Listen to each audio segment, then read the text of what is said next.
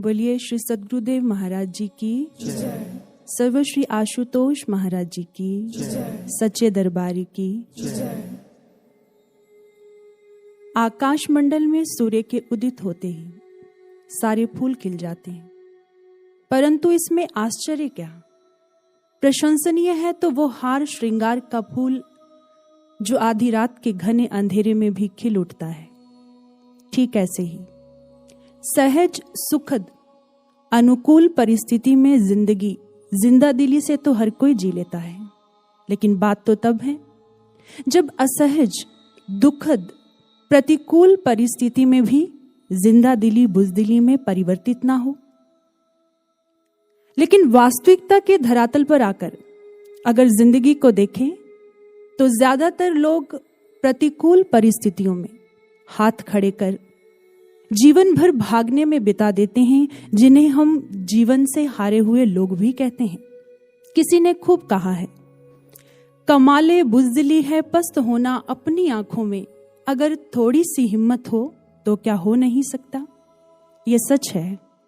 ज्यादातर लोग अपनी दुर्बलताओं को पहचानते नहीं, लेकिन यह भी उतना ही सच है कि अधिकतर लोग अपनी शक्ति के बारे में नहीं जानते। शेक्सपियर का कथन है, we know what we are but know not what we may be. हम यह तो जानते हैं कि हम क्या हैं, पर हम इस बात से अपरिचित रहते हैं कि हम क्या हो सकते हैं। इसी कारण जीवन के कठिन दौर से गुजरते हुए हम स्वयं को अकेला, हताश, दुखी, निराश किसी गहरी अंधेरी खाई में खड़ा पाते हैं, जिससे निकलने का हमें दूर दूर तक कोई रास्ता दिखाई नहीं देता। तब महसूस होता है कि दुनिया का कोई रिश्ता, कोई रुतबा, कोई वस्तु, कोई बाहरी ज्ञान हमें बाहर निकालने में सक्षम नहीं है। जिंदगी का यही एक ऐसा मोड़ है जहां पर हमें वास्तविकता का बोध होता है। सफर ए जिंदगी में जब भी कोई मुश्किल मुकाम आया, न गैरों ने तवज्जो दी, न अपना कोई काम आया। संसार के बड़े बड़े दिग्गजों को आपने इस खाई में खड़े देखा होगा। सबका एक ही सवाल होता है, क्या कोई है जो हमें यहां से बाहर निकाल सके? तो उत्तर किसी कवि की कलम ने देते हुए कहा, खोज करो एक ऐसे संबंध की जो अपने अधूरेपन, कमजोरियों की सीमा में न बंधा हो, बल्कि अपने असीमित सामर्थ्य से तुम्हारे सीमित दायरों को तोड़ दे। खोज करो एक ऐसे संबंध की जो अपनी क्षुद्र भावनाओं का दास ना हो, बल्कि तुम्हें विराटता के उन्मुक्त गगन में उड़ान भरना सिखा दे। खोज करो एक ऐसे संबंध की जो तुम्हारी कल परसों की गलतियों को ना देखे, बल्कि तुम्हारी आज की कोशिशों को सराहे। सफलता पर नजर ना रखे, तुम्हारे हर कर्म के पीछे छिपी हुई तुम्हारी भावना की कदर करे। खोज करो एक ऐसे संबंध की जिसे तुम्हें अपने बारे में बार बार समझाना ना पड़े, जो तुम्हें तुमसे ज्यादा समझता हो, जो तुमसे ज्यादा तुम्हारा अपना हो। अंत में कवि ने कहा, अगर जन्मों के तप के बाद तुम्हें कोई ऐसा मिल जाए तो घुटनों के बल गिरकर अपने आप को पूरे का पूरा उसे सौंप देना, क्योंकि तुम जिंदगी से इससे ज्यादा और कुछ मांग ही नहीं सकते हो। निस्संदेह हमारी खोज पूर्ण हुई। जिंदगी ने हमें सब कुछ दिया श्री गुरु महाराज जी के रूप में। यदि हम सारी विशेषताओं को किसी एक संबंध में देखना चाहेंगे तो वो महान विभूति केवल सद्गुरु हुआ करते हैं। हमारे शास्त्रों में वर्णन आता है, गुरुरेव जगत सर्वं ब्रह्म विष्णु शिवात्मकम गुरोः परतरंग नास्ति तस्मात् संपूज्येत गुरुम। सद्गुरु पूजनीय है। गुरु में ब्रह्मा, विष्णु, महेश सकल सृष्टि समाविष्ट होती है। गुरु से अधिक और कुछ है ही नहीं। योगानंद परमहंस जी अपनी किताब विस्पर्स फ्रॉम एटर्निटी में एक कविता के द्वारा अपने गुरु युक्तेश्वर गिरि जी के लिए लिखते हैं, हे गुरुदेव, अगर समस्त देवता मिलकर भी अपने आशीर्वाद की दीवारों से मेरी सुरक्षा कर देते, किंतु मुझे आपका आशीर्वाद नहीं मिलता, तो मेरी हालत उस अनाथ जैसी होती जिसे आपकी अप्रसन्नता के खंडरों में आध्यात्मिक रूप से सूखने के लिए छोड़ दिया गया हो। आपके बिना ये जीवन अधूरा है। आप मेरे जीवन का सर्वस्व है गुरुदेव। भानु को कमल अनेक मिले, कमलन हेतु दिनेश तुम ही हो। मेघ को मोर अनेक मिले, मोरन हेतु जलेश तुम ही हो। भूप को दास अनेक मिले, दासन हेतु नरेश तुम ही हो। तुमको भक्त अनेक मिले, पर मेरे तो हृदयेश तुम ही हो।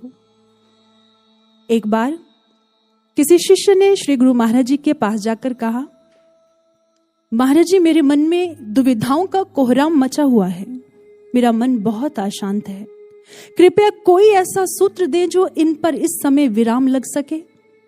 तो महाराज जी ने उसे कागज कलम लाने को कहा। फिर स्वयं अपने हाथों से श्रीमद् भगवत गीता की एक संस्कृतबद्ध पंक्ति व्याख्या सहित लिख दी।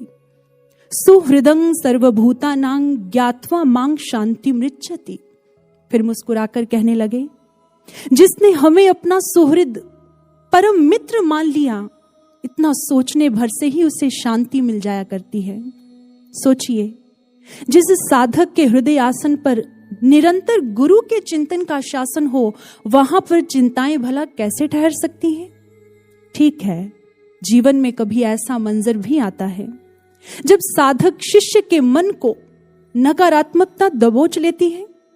गुरु मूक साक्षी बने रहते हैं, न बाहर से कोई आश्वासन, न भीतर से दर्शन।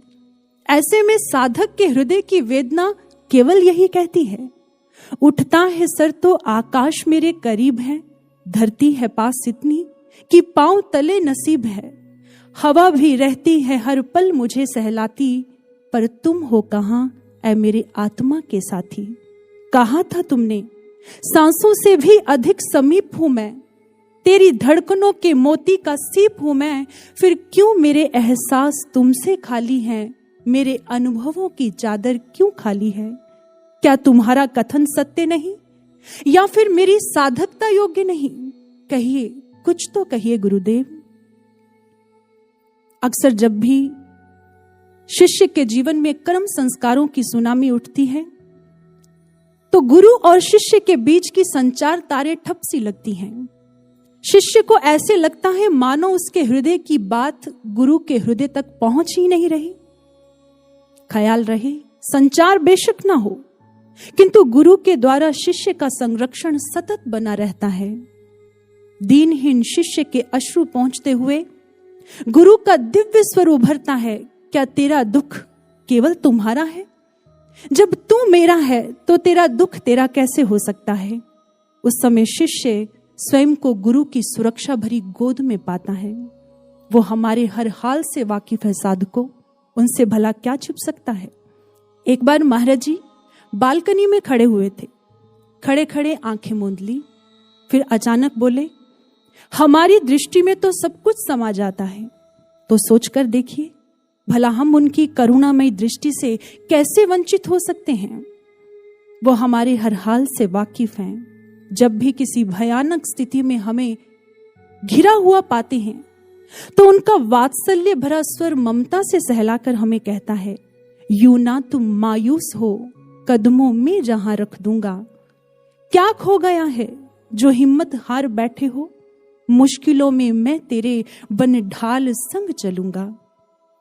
एक बार किसी शिष्य ने महाराज जी से कहा, गुरुदेव हमेशा मेरे साथ रहिए। महाराज जी ने कहा, ऐसे ही होगा। उसने पलट कर कहा, लेकिन कैसे होगा महाराज जी? आप अपने कक्ष में, मैं अपनी दुनिया में। जब भी कभी मुझे किसी समस्या में आपकी जरूरत होगी, तो आप किसी अन्य भक्त को समय देने, ध्यान साधना में व्यस्त होंगे। उस समय मैं स्वयं को बहुत अकेला अनुभव करूंगा महाराज जी। तो महाराज जी ने कहा, क्या तुम वो भजन नहीं सुने? हे ज्ञान रूप सतगुरु मुझको भी ज्ञान दे दो, करुणा के 4 छींटे करुणा निधान दे दो। गुरु देह स्वरूप नहीं, ज्ञान स्वरूप होते हैं। ज्ञान मिलते ही गुरु सत्ता हर शिष्य के हृदय में ज्ञान रूप में स्थापित हो जाती है। किंतु इस बात को न समझने के कारण साधक समस्या में आशीर्वाद की इच्छा से गुरु के बाहरी सानिध्य को पाने के लिए दौड़ता है। महाराज जी ने अक्सर अपने प्रवचनों में कहा, बाहर से केवल आश्वासन मिलता है। अगर शिष्य को आशीर्वाद की अभिलाषा है तो उसे भीतर से जुड़कर पुकार उठानी चाहिए।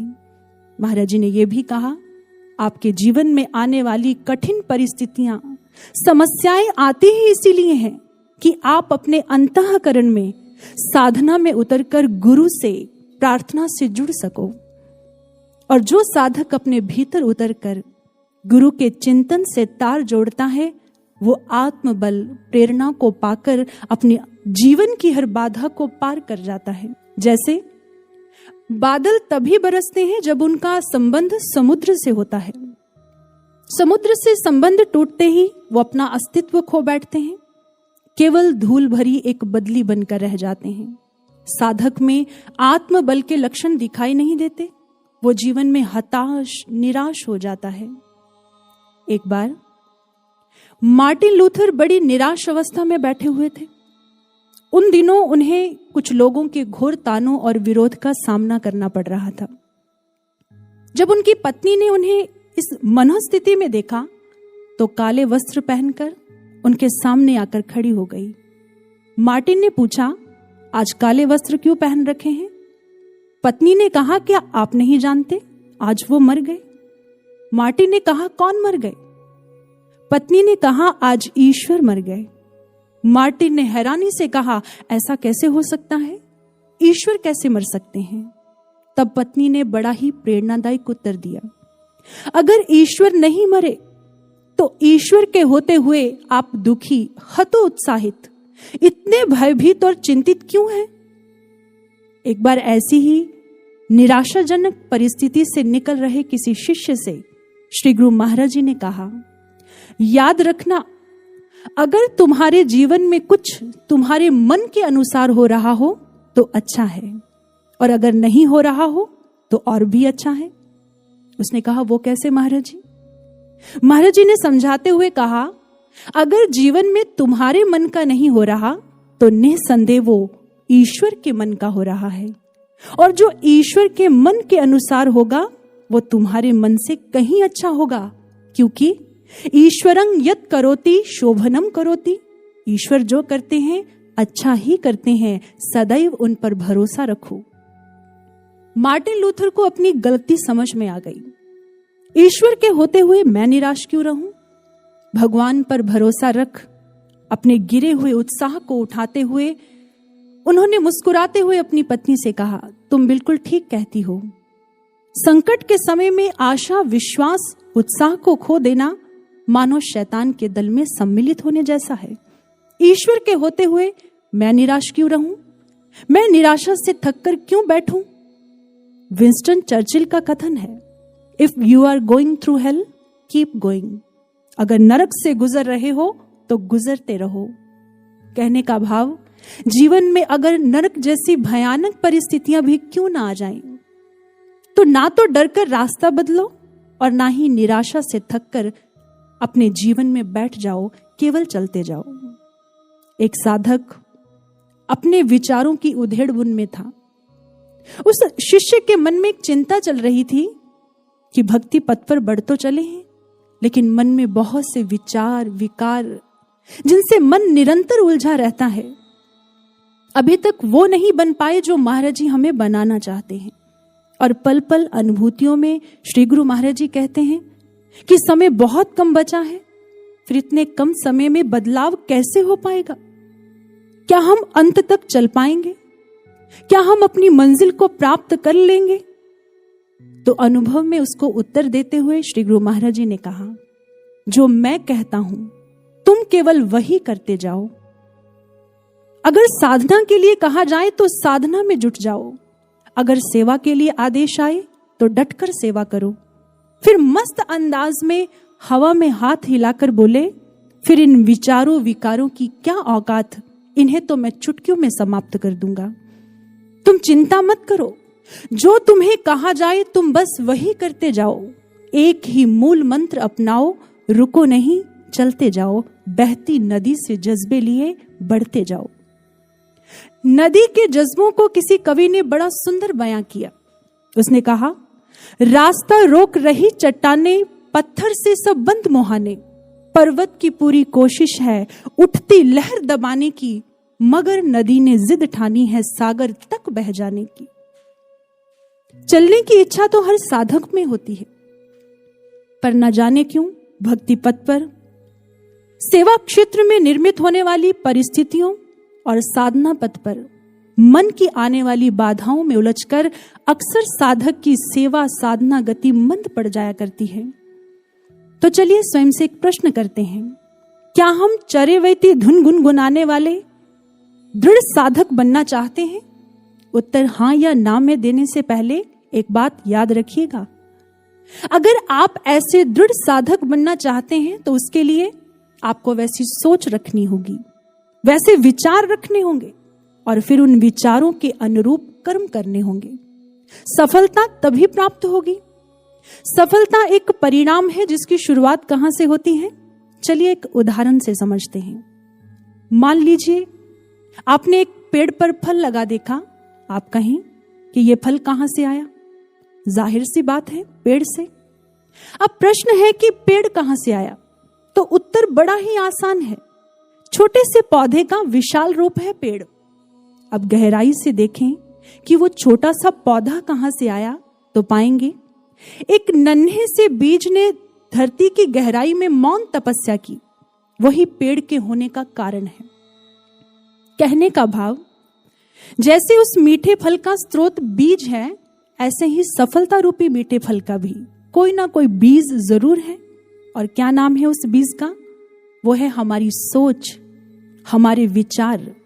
लेकिन जैसे दुनिया का हर बीज हमें मीठा फल नहीं दे सकता, ऐसे ही हमारा हर विचार हमें सफलता नहीं दे सकता। साधकों, विशेष फल पाने के लिए जैसे विशेष बीज होते हैं, ऐसे ही साधना पथ पर विशेष सफलता पाने के लिए साधकों को विशेष उत्कृष्ट दिव्य विचार रखने होंगे।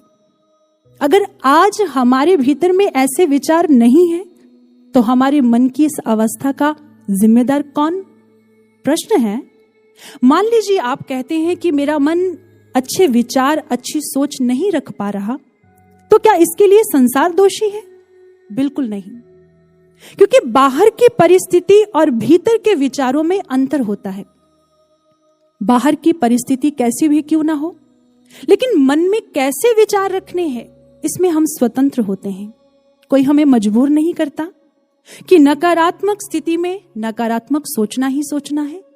लेकिन हमें लगता है हमारे विचारों की चाबी बाहर है, इसलिए हम बाहर दोष लगा देते हैं।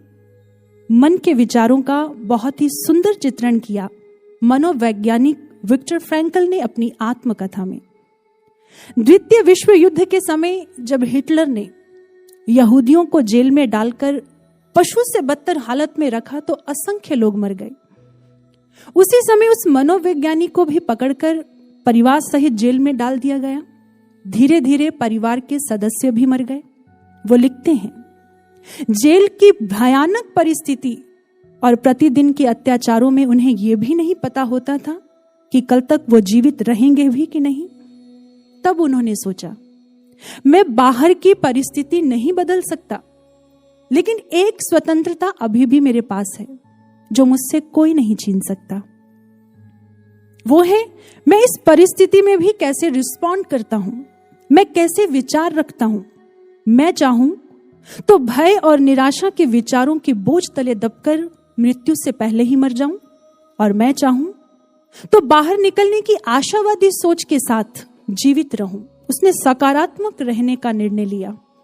उस दुखद परिस्थिति में भी वो सुखद भविष्य की सोचकर मुस्कुरा देता। ये देखकर लोग बहुत हैरान होते। असंख्य लोग मरे पर वो जीवित रहे, क्योंकि उन्होंने सोच रखा था, जब मैं बाहर निकलूंगा तो अपनी खोज दुनिया को एक सूत्र के माध्यम से समझाऊंगा। और वो सूत्र क्या है? आप बाहर की परिस्थिति को कंट्रोल नहीं कर सकते, किंतु आपके विचार, आपकी सोच पर आपका नियंत्रण है। आपके विचार आपकी जिम्मेदारी है, इसे स्वीकार करें। क्योंकि जब हम अपने विचारों को नियंत्रण नहीं कर, अपने खुद के मन पर काम नहीं करते, तो अक्सर यही कहते हैं, फला व्यक्ति, परिस्थिति, घटना के कारण मेरा मूड ऑफ है, ये सब बदलेगा तो मैं ठीक हो जाऊंगा। ये सब बहाने हैं जिनमें उलझकर हम सेवा क्षेत्र में कितने ही सुअवसरों से हाथ धो बैठते हैं, अपना कीमती समय गवा लेते हैं। एक बार किसी संत ने अपने जिज्ञासु भक्तों से एक प्रश्न किया, मान लीजिए आपके पास 86,400 रुपए हैं, रास्ते पे चलते हुए कोई चोर आपके 10 रुपए लूट कर भाग जाए तो क्या करोगे? क्या अपने 10 रुपए वापस पाने के लिए तुम उस चोर के पीछे भागोगे? जिज्ञासुओं ने कहा, नहीं महाराज, हम 10 रुपए की छोटी सी राशि को अनदेखा करेंगे और अपने बचे हुए पैसे संभाल कर अपने रास्ते चलते जाएंगे। संत ने कहा, आपका अवलोकन सही नहीं है। मैंने देखा है ज्यादातर लोग 10 रुपए वापस पाने की फिक्र में चोर के पीछे दौड़ते हैं और अपने बचे हुए 86,390 रुपयों से भी हाथ धो बैठते हैं। फिर उन्होंने विस्तार से समझाया, ये 86,400 हमारे प्रतिदिन के सेकंड हैं।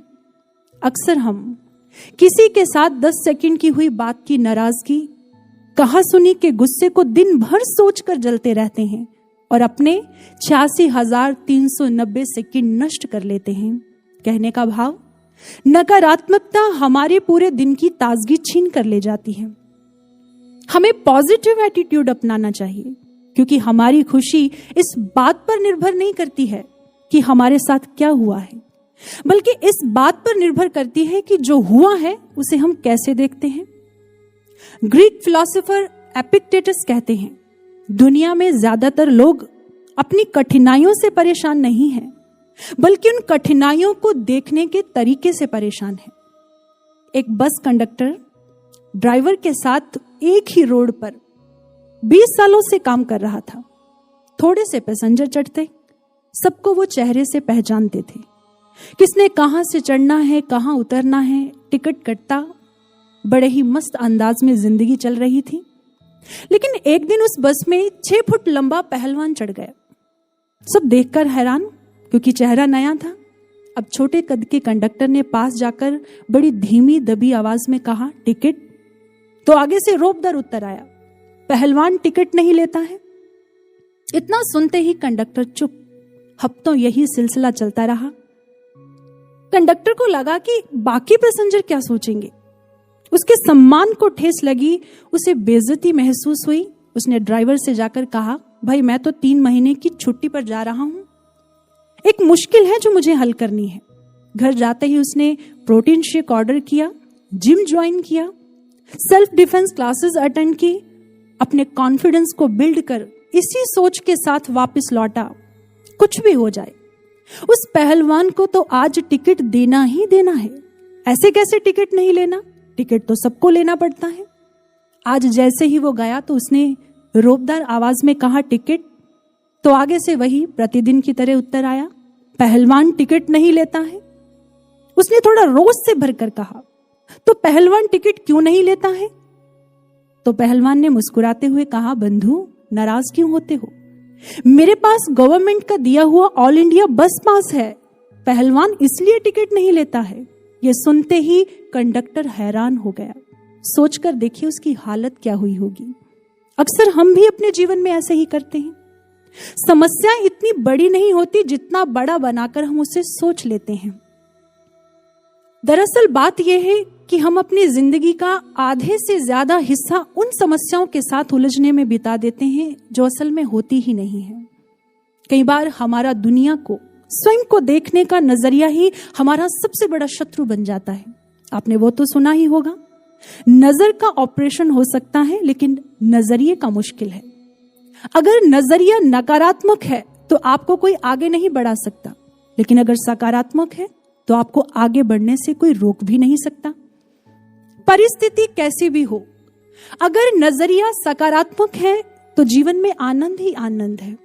एक बात याद रखिएगा, आप दुनिया के किसी भी कोने पर क्यों ना चले जाएं, आपके जीवन में अच्छी बुरी परिस्थितियां तो निर्मित होती ही रहेंगी।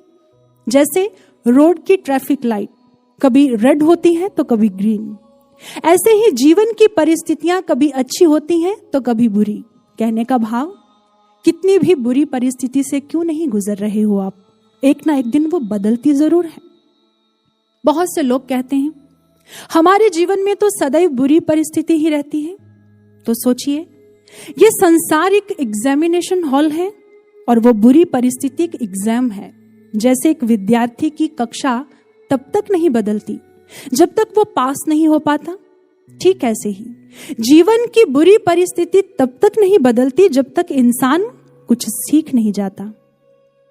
ये बुरी स्थिति हमें हमारे जीवन में कुछ सिखाने आती है, हमें कुछ बनाने आती है। अब अगर ऐसी कठिन, नकारात्मक, प्रतिकूल परिस्थितियों से जीवन को गुजरना ही पड़ जाए तो इनमें भी खुश रहने का मूल मंत्र क्या है? हमें 3 सूत्र अपनाने होंगे। पहला, एक्सेप्ट, स्वीकार करें। जीवन में जो परिस्थिति आई है उसे स्वीकार करना सीखें, बजाय ऐसी प्रतिक्रिया देने के कि मेरे साथ ये क्या हो गया, क्यों हो गया, अभी क्यों हुआ, ऐसे क्यों हुआ। अगर आप अपनी सारी ऊर्जा प्रतिकार में लगा देंगे तो समस्या का हल ढूंढकर आगे कब बढ़ोगे? जैसे रास्ते पर चलते हुए किसी बिल्डिंग के कंस्ट्रक्शन के होते उड़ती हुई धूल मिट्टी से आपको बहुत परेशानी हो रही हो। अब वहां पर खड़े होकर आप यह टिप्पणी नहीं करते हैं ये क्या हो रहा है, क्यों हो रहा है, नहीं होना चाहिए। आप कहेंगे भी तो क्या होगा, काम तो चलता ही रहेगा। उस समय आप अपना चेहरा ढकते हैं और आगे की ओर बढ़ते हैं। ठीक इसी तरह जीवन में कैसी भी परिस्थिति क्यों ना आ जाए, पहले तो उसे स्वीकार करें और दूसरा, एडजस्ट। आप उसके अनुकूल स्वयं को ढालना सीखें। जैसे पानी जिस बर्तन में डालते हैं वैसा ही आकार ले लेता है। अगर बाल्टी में डालो तो वैसा हो जाता है, गिलास में डाल दो तो वैसे ही आकार ले लेता है। ऐसे ही अगर आप प्रतिकूल परिस्थितियों में यह सोचते हैं कि पूरी दुनिया, परिस्थितियां और व्यक्ति मेरे अनुकूल ढल जाएं, तो ऐसा नहीं हो सकता।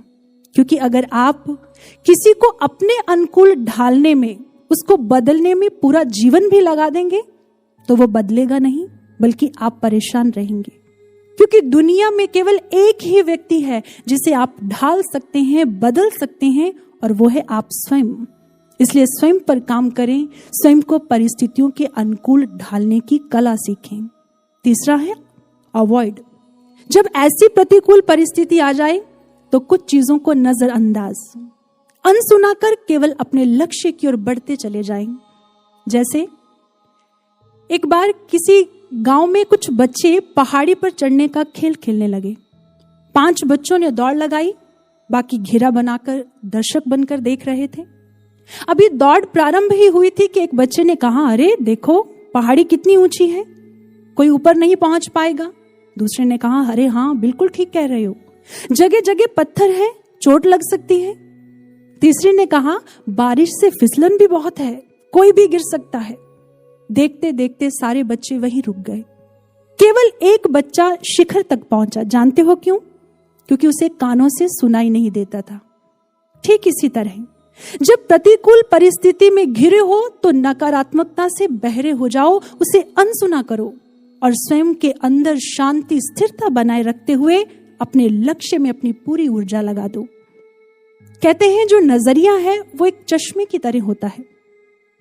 जब आप नकारात्मक नजरिए के चश्मे से देखते हैं तो सब कुछ असंभव लगता है। ये हो नहीं सकता, मैं कर नहीं सकता, मेरे से होगा नहीं। लेकिन जब आप सकारात्मक नजरिए के चश्मे से देखते हैं तो सब कुछ संभावनाओं में बदल जाता है। मैं कर सकता हूं, मेरे से हो जाएगा, मैं करके दिखाऊंगा। इसलिए किसी ने खूब कहा है, जब आप दुनिया को, परिस्थितियों को, समस्याओं को और स्वयं को देखने का नजरिया बदलने लगते हैं तो बाहर की चीजें खुद ब खुद बदलना शुरू हो जाती हैं। ये विचार कहने में जितना अच्छा लग रहा है, सुनने में भी उतना ही अच्छा लग रहा है। लेकिन परिस्थिति के आते ही ये विचार हमारे जीवन में काम कर पाए, हमारे जीवन में बदलाव लेकर आए, ये कैसे हो पाएगा? वैज्ञानिकों ने एक शोध से प्रमाणित किया। कहते हैं कि व्यक्ति की जो आदतें और सोच हैं वो उसके मस्तिष्क में रेखाओं को गढ़ती हैं, चाहे वो आदतें अच्छी हो या बुरी हो।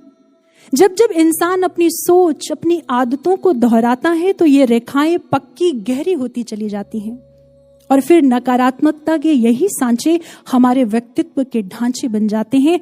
इन्हीं के अनुरूप हम ना चाहते हुए भी व्यवहार कर बैठते हैं।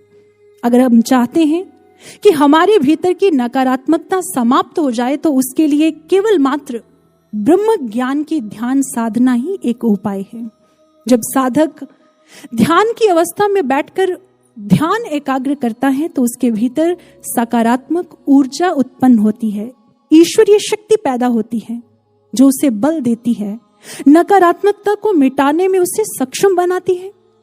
योगानंद परमहंस जी अपनी किताब डिवाइन रोमांस में कहते हैं, every time you meditate deeply on God, beneficial changes take place in the patterns of your brain. Then mentally affirm and pray to God, I command my brain cells to change, to destroy the grooves of bad habits that have made a puppet out of me. Lord, burn them up in the divine light. सकारात्मकता हमारे जीवन में जब आती है तो केवल ध्यान से ही आती है। जब आप ध्यान की अवस्था में बैठें तो संकल्पित मन से अपने आप से ये कहें कि मैं अपनी कोशिकाओं को आदेश देता हूं वो बदल जाएं, मेरे भीतर की बुरी आदतों को समाप्त कर दें जिन्होंने मुझे कठपुतली बना रखा है। ईश्वर से प्रार्थना करें, हे प्रभु अपने दिव्य प्रकाश से मेरी समस्त बुराइयों को मिटा दे। कहने का भाव, हमारे मन को अधोगामी से ऊर्ध्वगामी बनाने का एक ही उपाय है, वो है ध्यान साधना। इसीलिए किसी ने कहा है, ढलान पर तो पत्थर भी लुढ़क जाया करते हैं, शिखर पर जाने के लिए साधना चाहिए।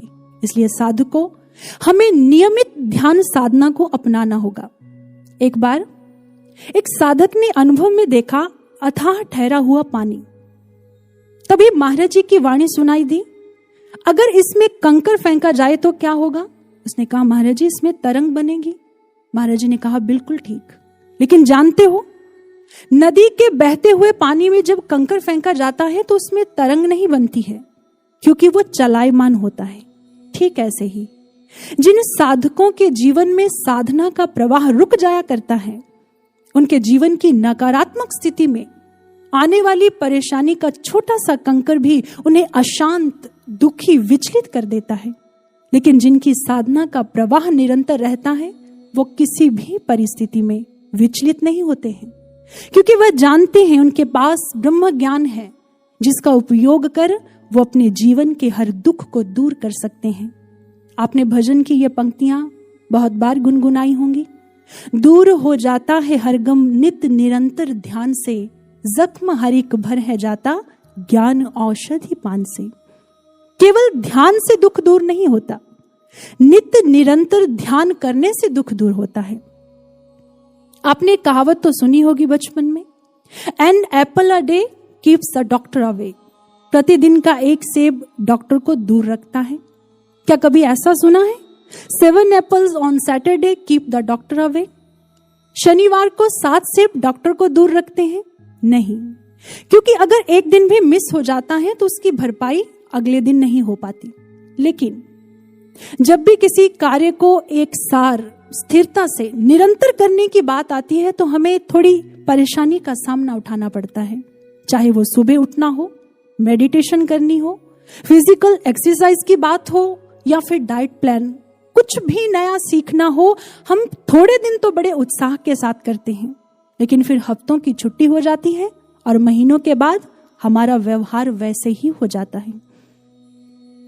हमें अपने व्यवहार में, अपने कर्म में निरंतरता लानी होगी, क्योंकि निरंतर की गई प्रैक्टिस ही हमें परफेक्शन लेकर आती है। कॉमेडियन जेरी सैनफील्ड, एक बार मंच पर उनके साथ एक नया कॉमेडियन काम कर रहा था। उसने कहा, सर मैं भी आपकी तरह एक अच्छा कॉमेडियन बनना चाहता हूं, कृपया मुझे कुछ टिप्स दें। उन्होंने कहा, अच्छा ये बताओ, क्या तुम जोक्स लिख लेते हो? उसने कहा, हाँ सर, जब मूड अच्छा होता है, अंदर से प्रेरणा होती है, तो मैं अच्छे जोक्स लिख लेता हूं। लेकिन समस्या यही है, मूड प्रतिदिन अच्छा नहीं होता और प्रेरणा भी रोज नहीं होती। उस समय जेरी सैनफील्ड ने कहा, एक बात ध्यान से सुनो, अच्छा कॉमेडियन बनने का एक ही तरीका है, अच्छे जोक्स लिखना, और अच्छे जोक्स लिखने का एक ही तरीका है बहुत से बुरे जोक्स लिखना, और बहुत से बुरे जोक्स लिखने का एक ही तरीका है हर दिन लिखना। जब तुम निरंतर लिखोगे तो तुम्हें पता ही नहीं चलेगा कब तुम अच्छे जोक्स लिखने लग गए। ठीक यही सूत्र हम साधकों को साधना में अपनाना होगा। कुछ भी फ्री नहीं मिलता, दाम तो चुकाना ही पड़ता है। ठीक इसी तरह साधना पथ पर यह दाम हम साधकों का निरंतर प्रयास है। चाहे वो किसी बुरी आदत को बदलना है, किसी नई आदत को सीखना है, ध्यान साधना करनी है। आप जानते हो निरंतर ध्यान साधना से हमें क्या लाभ होगा, इसके लिए हमारे महापुरुषों ने कहा, सांस सांस सिमरो गोविंद, मन अंतर की उतरे चिन्ह। अगर अभी तक जीवन में चिंताएं समाप्त नहीं हुई हैं पूर्ण रूपेण, तो इसका सीधा सा अर्थ है हमारी साधना में निरंतरता की कमी है। जब हम ब्रह्म ज्ञान की निरंतर ध्यान साधना करेंगे तो वह हमारे भीतर से चिंताओं का समूल नाश तो करेगी ही, साथ में हमें हर परिस्थिति में डटकर लड़ने में सक्षम बनाती है। इसलिए नियमित ध्यान साधना को अपनाना होगा। बहुत से साधक एक विचार देते हैं, हम प्रतिदिन साधना करते हैं लेकिन पता नहीं क्यों मन एकाग्र नहीं होता, विचार रहित शांत नहीं हो पाता। ऐसा ही एक प्रश्न साधक ने महर्षि अरविंद जी से किया, तो जानते हो उन्होंने बड़ा सुंदर उत्तर दिया एक उदाहरण के साथ। उन्होंने कहा, नींद से जब हम उठते हैं तो हमारे तन और मन में स्फूर्ति होती है, लेकिन कई बार जब हम सोकर उठते हैं तो सर भारी होता है, शरीर में थकान होती है, हम ऊर्जावान महसूस नहीं करते। तो इसका सीधा सा उत्तर है हम ठीक से सोए नहीं। सोने के लिए जैसे अच्छा बिस्तर, सही वातावरण, सोने की अवधि, दिशा, मुद्रा, ये सब चीजें मायने रखती हैं।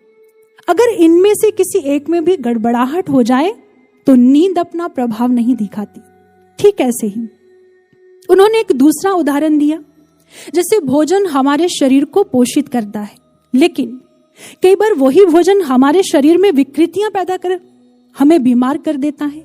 तो कारण क्या है? हम भोजन की नियमावली, कब खाना है, कैसे खाना है, कितना खाना है, जब हम इनका पालन नहीं करते हैं, वही भोजन हमें लाभ नहीं दे पाता।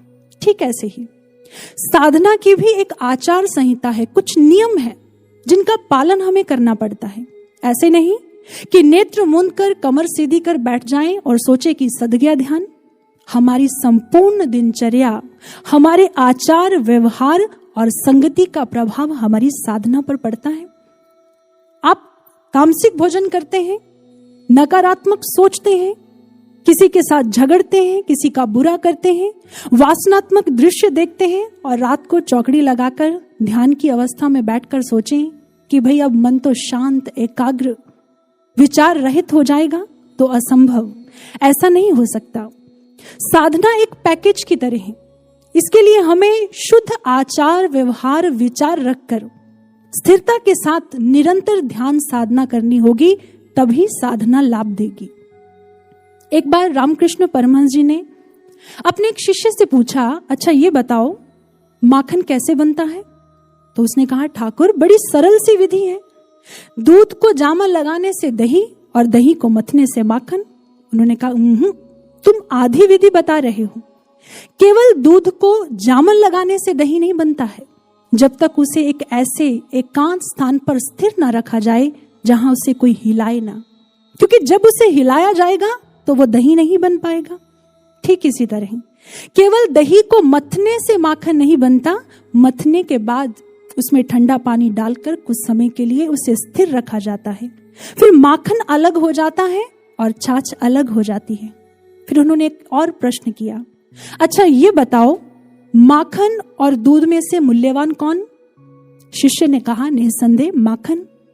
ठाकुर ने कहा, तो एक बात याद रखो साधको, अगर जीवन में मूल्यवान गुणवान बनना है तो तुम्हें भी भीड़ से अलग होकर एकांत में स्थिर ध्यान साधना करनी होगी। ऐसी नित्य नियमित की गई ध्यान साधना ही तुम्हारे जीवन में बदलाव लेकर आएगी। एक सुअवसर मिला है हम साधकों को अपने पुनः कर्म क्षेत्र में उतरने से पहले योगी बनने का, ताकि हम विश्व पटल पर कर्म योगी बनकर चमक सके। बेशक आज बाहरी विश्व की भयानक परिस्थितियों के चलते हुए हम बाहरी सेवाओं में सहयोग नहीं दे पा रहे, किंतु विश्व शांति लक्ष्य की प्राप्ति के लिए आप अपने घर के एकांत कोने में ध्यान साधना करते हुए स्वयं में दिव्यता भरकर, स्वयं में बदलाव लाकर आप आने वाले नवयुग में सहयोगी जरूर बन सकते हैं।